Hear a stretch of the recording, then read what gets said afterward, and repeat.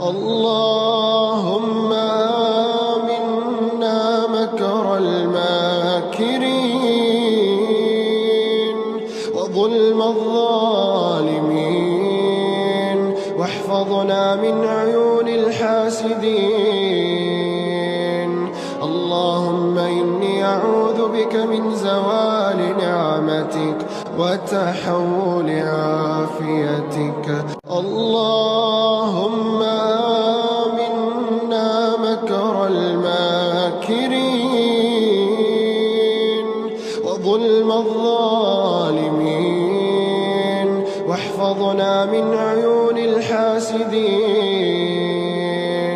اللهم إني أعوذ بك من زوال نعمتك وتحول عافيتك.